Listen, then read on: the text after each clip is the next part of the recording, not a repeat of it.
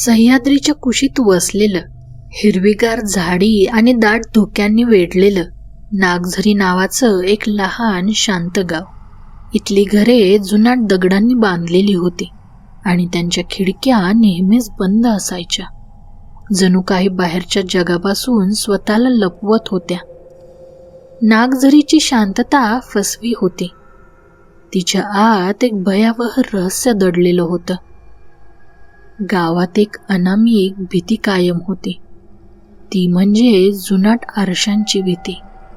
गावात एक विचित्र समजूत होती, जी पिढ्यानपिढ्या सांगितली जायची. ती म्हणजे प्रत्येक घरात असलेल्या जुन्या पारंपरिक लाकडी आरशांमध्ये फक्त आपलं प्रतिबिंब दिसत नाही, तर त्यात एक अदृश्य भयावह अस्तित्व दडलेलं आहे. हे अस्तित्व आरशाच्या दुसऱ्या बाजूला राहतं आणि ते फक्त रात्रीच्या वेळी, जेव्हा घरात पूर्ण अंधार असतो आणि एकच मंद दिवा जळत असतो, तेव्हा हळूहळू आरशात स्पष्ट होऊ लागतं. जो कोणी त्या आरशातल्या त्या दुसऱ्या प्रतिमेकडे जास्त वेळ पाहिल, तो त्या प्रतिमेत कायमचा ओढला जाईल. त्याचं शरीर इथेच राहील, पण आत्मा त्या आरशाच्या काळोख्या दुनियेत हरवून जाईल. यामुळेच नागझरीमध्ये कोणाच्याच घरात आरसा नसायचा आणि ज्या घरात पूर्वी आरसे होते ते कायमचे काळ्या जाडसर कापडाने झाकून ठेवलेले असत, जणू काही त्यामागे दडलेल्या भयावतेला कायमचे कोंडून ठेवले होते. आर्या, एक तरुण वास्तुविशारद, ती मुंबईतून कामासाठी या दुर्गम गावात आली होती. तिला इथल्या जुन्या घरांची रचना आणि इतिहास अभ्यासनाची आवड होती. ती या जुनाट अंधश्रद्धांवर विश्वास ठेवत नव्हती. तिला त्या फक्त गावच्या काल्पनिक कथा वाटत होत्या. कामासाठी तिने गावातच एका जुन्या पण प्रशस्त घरात भाड्याने राहायला सुरुवात केली. या घराचा बराच काळ कुणी वापर केला नव्हता. घराची साफसफाई करताना हॉलमधील भिंतीवर तिला एक मोठा लाकडी कोरीव काम असलेला आरसा दिसला, जो एका जुन्या काळ्या कापडाने पूर्णपणे झाकलेला होता. गावातले लोक आरसा वापरत नाहीत हे तिला माहीत नव्हते. केवळ कुतूहलापोटी तिने ते कापड बाजूला केले. त्याखाली एक चकचकीत पण किंचित काळसर आरसा उघड झाला. तिला त्या आरशाच्या जुनाट सौंदर्याने मोहित केलं आणि तिने तो तसाच उघडा ठेवला.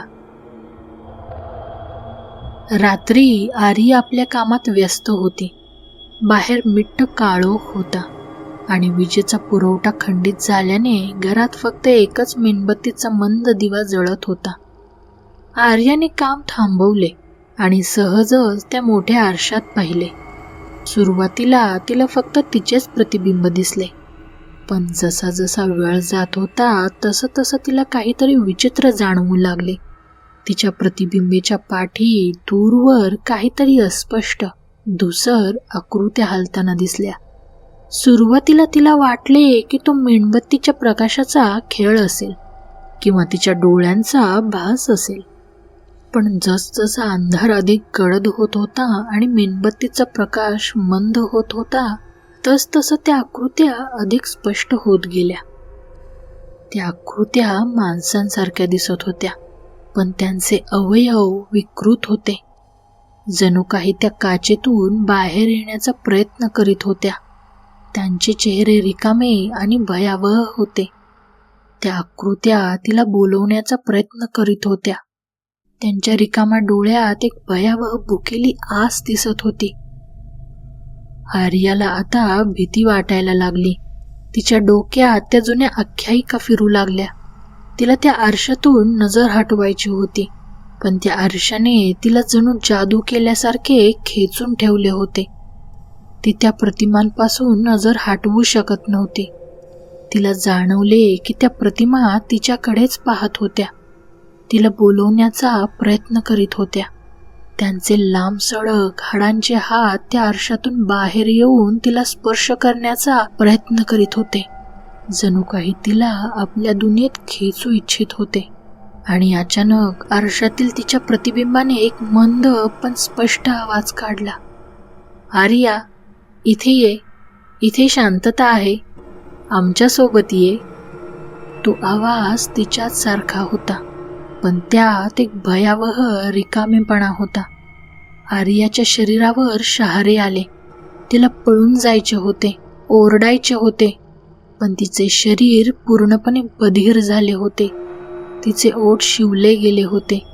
तिच्या मनात विचार आला की या कृत्य फक्त आरशात नाही तर तिच्या प्रतिबिंबातून बोलत आहेत.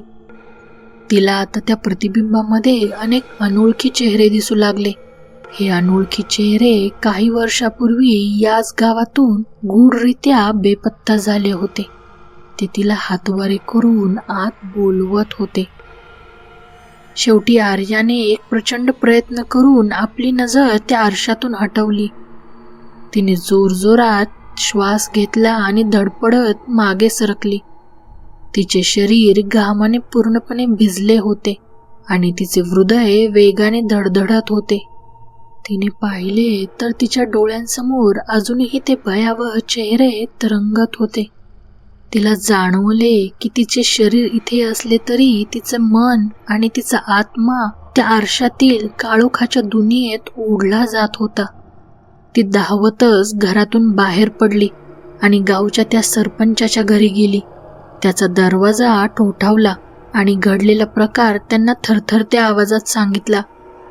सरपंचांनी आणि गावातल्या काही मोठ्या लोकांनी तिचे म्हणणे ऐकून घेतले. त्यांच्या चेहऱ्यावर भीती स्पष्ट जाणवत होती. सरपंच म्हणाले, आर्या, तू सुदैवी आहेस. तू त्या आरशातून परत आलीस. पण सरपंचांनी पुढचं वाक्य काहीच बोलले नाही. त्यांनी आर्याला तो आरसा पुन्हा कापडाने झाकून ठेवण्यास सांगितले आणि तिला गावातून ताबडतोब घरी निघून जाण्यास सांगितले. त्या दिवसापासून आर्या बदलली होती. तिचे शरीर नागझरीमधून मुंबईत परत आले होते, पण तिचे डोळे नेहमी रिकामी असायचे. जणू काही त्यातले तेज हरवले होते. ती स्वतःच्याच प्रतिबिंबाकडे पाहणे टाळायची. तिला भीती वाटायची की पुन्हा एकदा तिला त्या आरशातील काळोख्या दुनियेची झलक दिसेल. कधी कधी रात्री तिला एक मंद आवाज ऐकू यायचा, आर्या, इथे ये. तो आवाज तिच्याच प्रतिबिंबातून येत होता आणि तिला त्या आरशातील दुनियेत परत बोलवू इच्छित होता. आर्याने आपल्या कामाला पुन्हा सुरुवात केली, पण तिचे मन त्यात लागत नव्हते. तिला सतत वाटायचे की तिच्या आयुष्यातील एक महत्त्वाचा भाग त्या आरशातच हरवला आहे. ती आता कधीच आपल्या प्रतिबिंबाकडे लक्ष देऊन पाहत नाही, कारण तिला माहीत आहे आरशात बघताना आता ती एकटी नसते.